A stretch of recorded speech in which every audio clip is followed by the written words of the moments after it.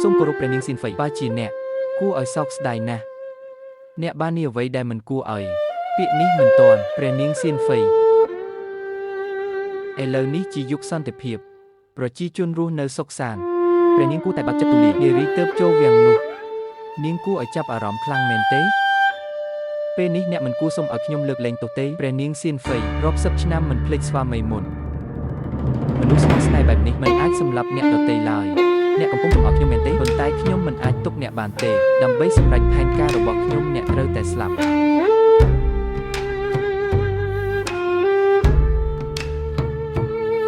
អ្នកពិតជាធ្វើនេះដើម្បីសងសឹកស្វាមីមុនលេយ៉ាងជាងមែនឬអ្នកជានរណាហ៊ានមកជ្រៀតជ្រែករឿងស្នេហារវាងខ្ញុំនិងចេញឡើងទោះឡើយជាមិនល្អចំពោះខ្ញុំប៉ុណ្ណាក៏ដោយគាត់គ្រាន់តែជាមនុស្សអាក្រក់កុំសង្ឃឹមពន្យាពេលទៀតគ្មាននរណាមកជួយអ្នកទេ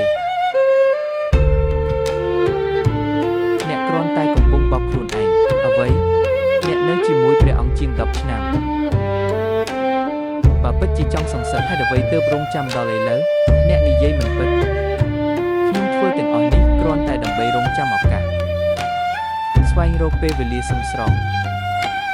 ហើយក្នុងពេលរងចាំអ្នកក៏រីករាយនឹងជីវិតប្រណិតជាង10ឆ្នាំនៃកិត្តិយសនិងទ្រព្យសម្បត្តិការបោកខ្លួនឯងបែបនេះពិតជាគួរឲ្យអាណិតនិងគួរឲ្យអស់សម្លាញ់ដល់ពេលព្រះអង្គសោយទីបំផុតអ្នកតែគិតថាមិនទាន់ដល់ពេលទីឈប់និយាយទៅការលេយ៉ាងចេញទើបស្លាប់អ្នកក៏ខ្លាចជាព្រះនាងសៀនហ្វៃភ្លាមអ្វីដែលអ្នកប្រាសពថ្ងៃសំបីស្បែកជើងនេះតាមួយណាមិនមកពីស្ត្រូវរបស់អ្នកពិតជាមិនចេះខ្មាស់អៀនខ្ញុំមិនពាក់ទៀតទេមិនពាក់ទៀតទេអ្នកណាមកចាប់នាងឲ្យខ្ញុំអ្នកនាងវូខេរនអ្នកទៅណា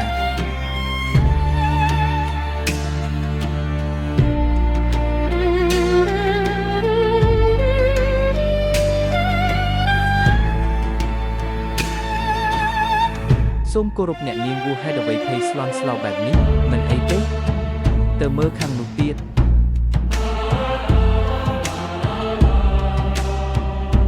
ព្រះអង្គម្ចាស់យានត្រូវតែចាប់នាងឲ្យបាន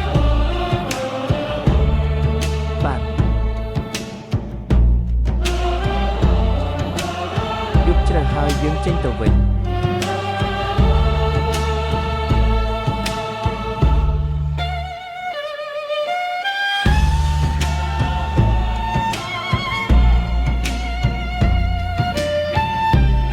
ខ្ញុំជួយអ្នកបាន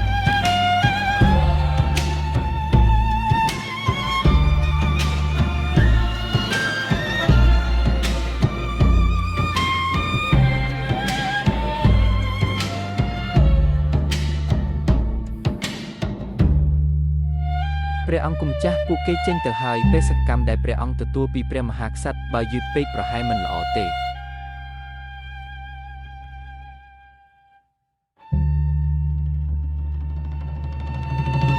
អរគុណព្រះអង្គដែលបានជួយខ្ញុំថ្ងៃនេះខ្ញុំនឹងបំបែអ្នកយាមរឿងក្នុងវាំងក្រោយខ្ញុំមិនសមជ្រៀតជ្រែកទេអ្នកឆាប់ទៅរកម្ដាយមីងរបស់អ្នកចុះគុណរបស់ព្រះអង្គថ្ងៃក្រោយខ្ញុំនឹងសងវិញ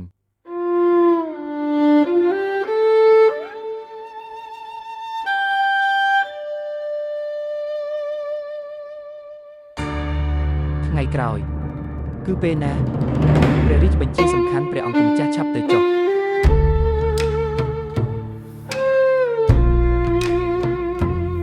ព្រះអង្គម្ចាស់យានបានជួយខ្ញុំឲ្យរួចផុតពីវិបត្តិបច្ចុប្បន្នប៉ុន្តែព្រះនាងសៀនហ្វៃប្រកាសជាមិនបោះបង់នេះទេម្ដាយមីងនឹងការពារអ្នកដោយស្មោះចិត្ត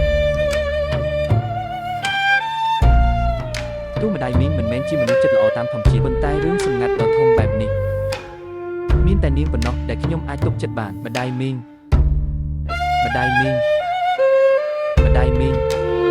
យើមានរឿងចង់ចម្រើនមានរឿងអ្វីហេតុអ្វីប្រញាប់បែបនេះ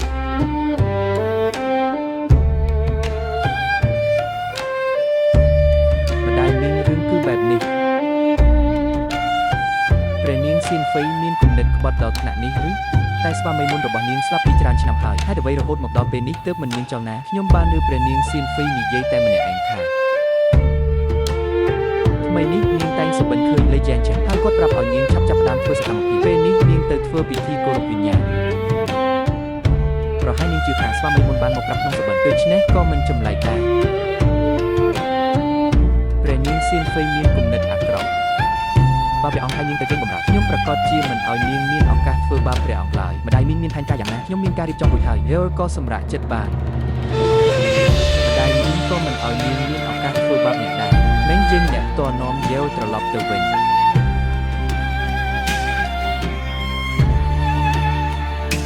ព្រះនាងសៀនហ្វេប្រកាសជាមិនបោះបង់ទេមើលទៅការពឹងផ្អែកលើយ៉ាងជីវិតទើបជាវិធីរស់រានមានជីវិតព្រោះក្នុងចិត្តនាងមានមនុស្សម្នាក់ដែលមិនអាចឲ្យគេប៉ះពាល់បាននោះគឺព្រះមហាក្សត្រក្នុងមួយខែបន្ទាប់យ៉ាងជីវិតតែងនាំខ្ញុំដើរលេងក្នុងសួនច្បារវាំង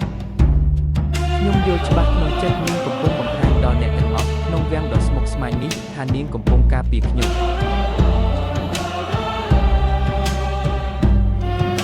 ក្នុងពេលជាមួយគ្នានេះផែនការរវាងខ្ញុំនិងព្រះអង្គម្ចាស់វីក៏ចាប់ផ្ដើមអនុវត្តបន្តិចម្ដងរហូតដល់មានហេតុការណ៍ដ៏រន្ធត់កើតឡើងនៅវាំងខាងកើត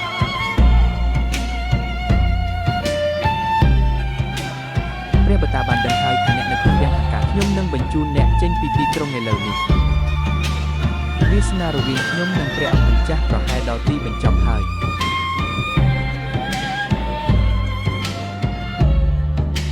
ព្រះរាជបញ្ជាប្រហារជីវិតឆេងខេនរឿងកន្លងមកនឹងមិនត្រូវរំលឹកទៀតព្រះអង្គម្ចាស់សូមគុំធ្វើឲ្យព្រះអង្គខកចិត្តម្ដងទៀតឆេងខេនបានរសាត់ជីវិតអស់ជាច្រើនឆ្នាំជួបមនុស្សជាច្រើនតែមានតែព្រះអង្គប៉ុណ្ណោះដែលស្មោះចិត្តពេលវេលាទាំងនេះដែលបាននៅក្បែរព្រះអង្គគឺជាពេលវេលាល្អបំផុតក្នុងជីវិតខ្ញុំឆេងខេនពេញចិត្តហើយ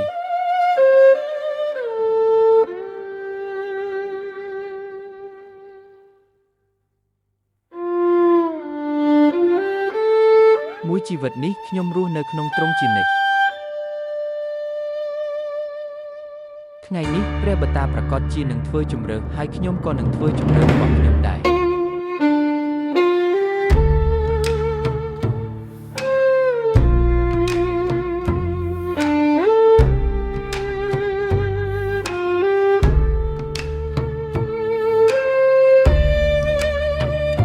កញ្ញាឆ្នាំទី16នៃរជ្ជកាលចេងវ៉ាន់ការបះបោររបស់រាជបុត្រាលៃឆេងខៀនត្រូវបានលាតត្រដាងលៃឈឹមមិនខឹងយ៉ាងខ្លាំងបញ្ជាឲ្យប្រហារជីវិតឆេងខៀននិងចាប់ខ្លួនមន្ត្រីទាំងអស់នៃវាំងខាងកើតចំណែករាជបុត្រាត្រូវឃុំខ្លួនក្នុងវាំងខាងកើតរងចាំការកាត់ទោស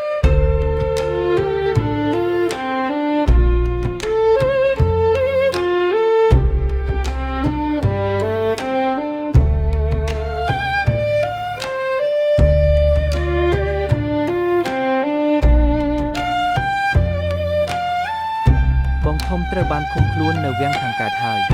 តំណែងរាជបុត្រស្នងរាជក៏ត្រូវដកហូតមិនយូរទៀតព្រះអង្គនឹងឡើងតំណែងសូមអបអរសាទរព្រះអង្គដែលបានសម្រេចបំណងគឺខេរ៉ែនមានគុណូបការៈយ៉ាងធំធេងយួនហៅមិនហ៊ានទាមទារគុណទេអ្នកនិងខ្ញុំគ្រាន់តែជាមនុស្សជិះទូកតែមួយដោយចៃដន្យថ្ងៃក្រោយប្រហែលមិនដើរផ្លូវតែមួយទេបន្ទាប់ពីថ្ងៃនេះអ្នកនិងខ្ញុំគ្មានជំពាក់អ្វីគ្នាទៀតទេ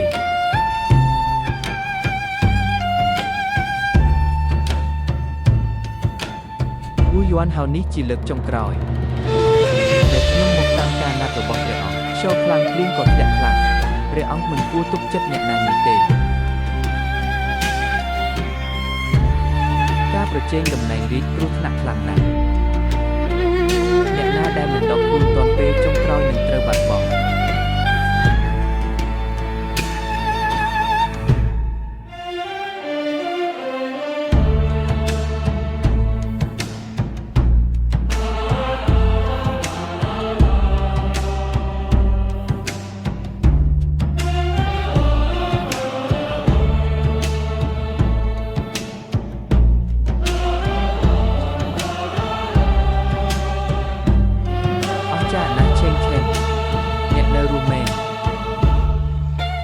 អ្នកមិនគួរមកទីនេះទេទីនេះគ្រោះថ្នាក់ពេក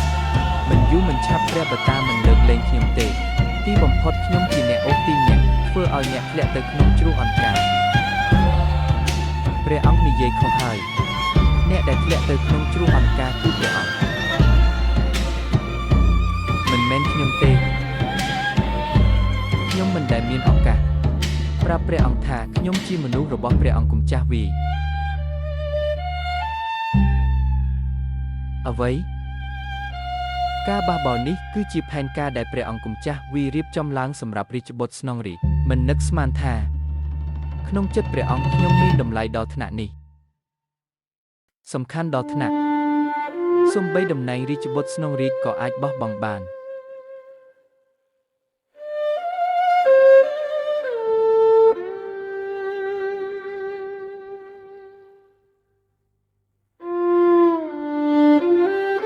ព្រះអង្គម្ចាស់តើព្រះអង្គកំពុងធ្វើអ្វីបទភ្លេងរបស់យើង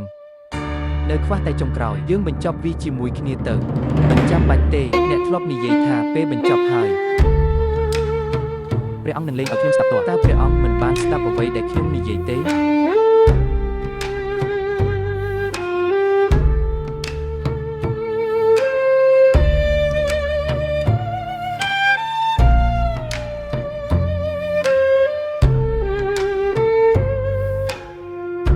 ខ្ញុំជាមនុស្សរបស់ព្រះអង្គម្ចាស់វី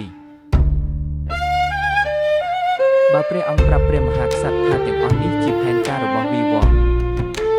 ព្រះអង្គប្រកាសជាលើកលែងទោសមិនចាំបាច់ទេព្រះអង្គម្ចាស់វីវងធ្វើបាបព្រះអង្គដល់ថ្នាក់នេះហេតុអ្វីព្រះអង្គនៅស្ងៀមបែបនេះការបះបោរជាវត្ថុក្រឹតមិនអាចអភ័យទោសបានបូកនឹងការបះបោរប្រឆាំងព្រះបតាខ្លួនឯងមានតែបែបនេះទេទើបប្អូនទី4ទទួលជ័យជំនះចុងក្រោយតំណែងរាជបុត្រស្នងរាជដែលពួកគេខ្វល់ខ្វាយតើខ្ញុំធ្លាប់ខ្វល់ទេទីបំផុតខ្ញុំទើបយល់អ្វីទាំងអស់គ្រាន់តែជាសុបិនដ៏ស្រស់ស្អាតដែលប្អូនទី4បង្កើតឲ្យខ្ញុំការក្នុងគ្រួសាររាជវង្សការចង់បានមនុស្សម្នាក់ដែលស្រឡាញ់ដោយស្មោះគ្រាន់តែជាក្តីប្រាថ្នាលើសមត្ថភាព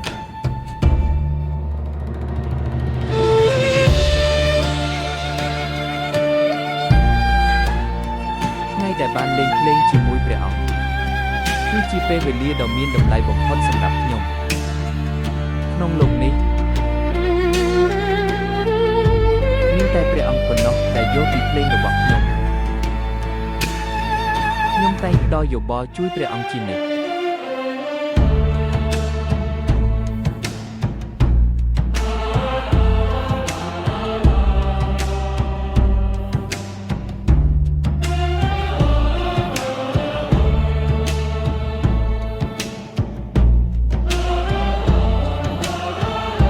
តែបទនេះមនុស្សធ្លាក់ជ្រៅតាមស្រមោលពន្លឺមនោលីស្ថិតនៅចុងរាងដៃ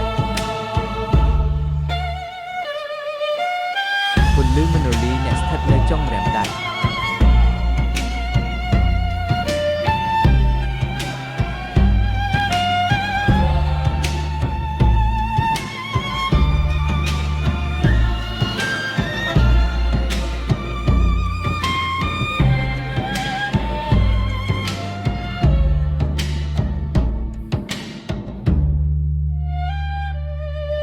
ព្រះអង្គម្ចាស់បទភ្លេងនេះខ្ញុំបានតែងចប់ហើយវាមានឈ្មោះថាពន្លឺឆ្លងសមុទ្រ